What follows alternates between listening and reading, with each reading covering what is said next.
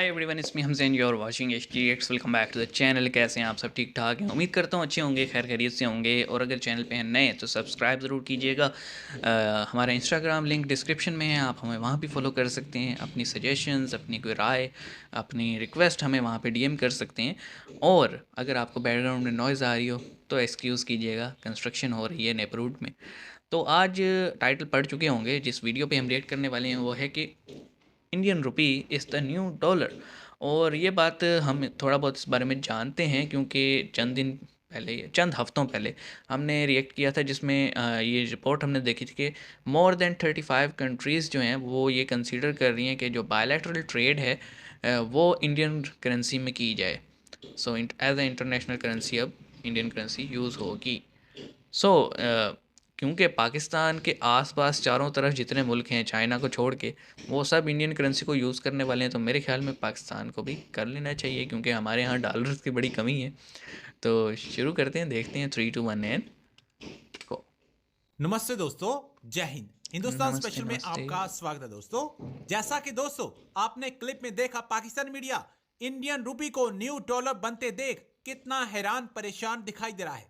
देश भर में ऑनलाइन पेमेंट सर्विस में क्रांति लाने वाला यूपीआई यानी UPI unified system. Payment service अब ग्लोबल हो गया है।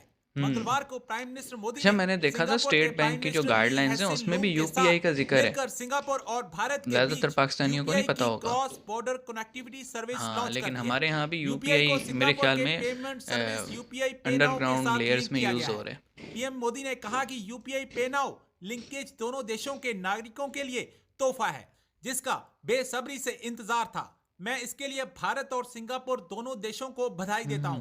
यह सर्विस सिंगापुर में भारतीय प्रवासियों, विशेष रूप से प्रवासी श्रमिकों और छात्रों को सिंगापुर से बहुत भारत में हेल्पफुल पैसे होगी, की इमरजेंसी जरूरत खास और तौर लो पे कॉस्ट स्टूडेंट्स मनी और ट्रांजैक्शन बिजनेसमैन में के लिए। मदद करेगा।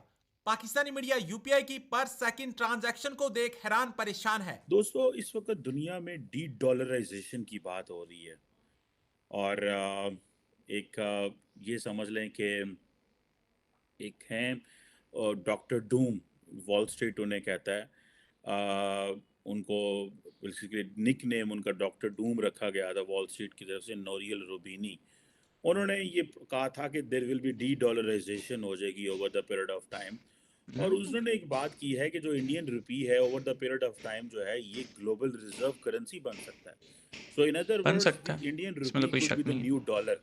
This is what the doctor Doom, जिसको वॉल स्ट्रीट ने ये जो है वो मतलब प्रिडिक्ट किया था उन्होंने पहले से, हैं? ये नाम दिया है। अब एक तरफ तो बात ये हो रही है जनाब कि there is a de dollarization of the world, one thing, and Indian rupee could be the new dollar of 21st century. लेकिन पाकिस्तान की स्टोरी ये है कि पाकिस्तान की के डिफेंस मिनिस्टर और डीजीआईएसआई जो हैं वो अफ़गानिस्तान पहुंच गए और वहाँ से जाके उन्होंने बात की जनाब कि हमें फ्रेश कमिटमेंट दें कि तालिबान जो हैं वो तहरीक तालिबान पाकिस्तान की जो टीटीपी है उसको होस्ट नहीं करेंगे। और ये पाकिस्तान का उसका बड़ा हाई ताल्लुक लेवल डायलॉग करेंसी से कैसे जो है कर वो दिया गया है। चीमा साहब? बेसिकली तो तरले मिनते माफ़ी हैं जनाब, ये सीधी सी अगर बात है। मतलब पिछले हिना रबानी घर गई हैं, ये कोई जवाब नहीं मिल रहा। उससे पहले हमारे डीजीआईएसआई गए हैं, हमने उलमा भेजे हैं, हमने किसको अफगानिस्तान नहीं भेजा और तरले मिनते नहीं की। हमारा क्या था यार, ठीक है 4 दिन आपने मौलवी शौलवी बनाया, उसके बाद बंद करें ये सारी फैक्ट्रियाँ हाँ। फैक्ट्रियाँ। मुल्क जो है आईटी कारोबार, मैं आपको बता रहा हूँ कि वो बंदा जिसको wall street journal doctor Doom कह रही है, वो कह रहा है कि जनाब दुनिया में साउथ साउथ ट्रेड उसकी चांसेस बढ़ रहे हैं। इंडियन करेंसी जो है वो नया ग्लोबल रिजर्व होगा, वो ये कह रहा है। डी डॉलराइजेशन की बात हो रही है, ग्लोबल इकोनॉमी जो है वो उसका साइज जो है वो नीचे हो रहा है। वो जो अमेरिकन जो थे वेपनाइज करते थे डॉलर को हाँ, अपने नेशनल अभी भी करते सिक्योरिटी हैं के भाई। ऑब्जेक्टिव के लिए, और अभी भी करते हैं। वो नहीं कर पाएंगे मुस्तकबिल में। दुनिया तो है गल्ला करन रही है, तुसी आज भी वही कह देखें, बात सुने चीमा साहब।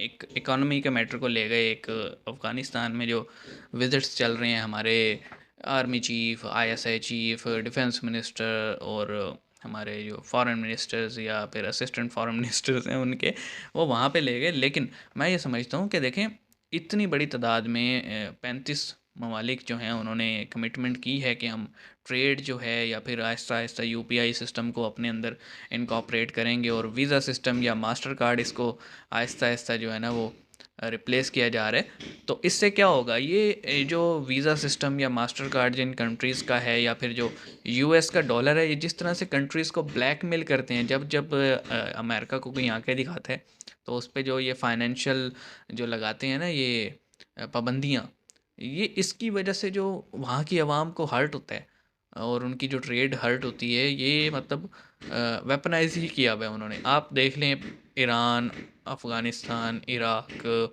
सीरिया, तुर्की, ठीक है, किस तरह से जो है ना वेपनाइज करता है और फिर जो ब्लैक लिस्ट में यूएस कंपनीज़ को डालता है तो वो ट्रेड नहीं कर पाती।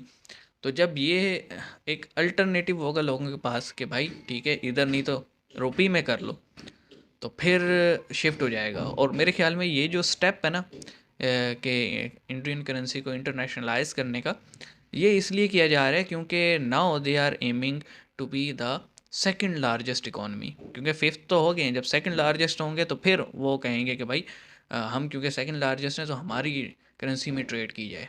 ये बात है मेन।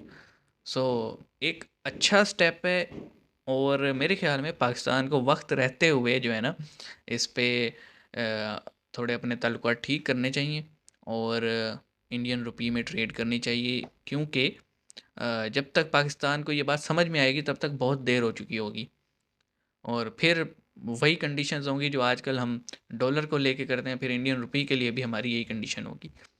तो बेहतर नहीं है कि पहले ही सोच लिया जाए और पहले ही मेजर्स लिए जाएं, पहले ही ताल्लुकात अच्छे किए जाएं। मेरे ख्याल में जो शुरू से इंडियन गवर्नमेंट की जो डिमांड रही है हमसे वो यही है कि हम टेररिज्म को ख़त्म करें, टेरर फाइनेंसिंग को ख़त्म करें और टेररिज्म को ख़त्म करें।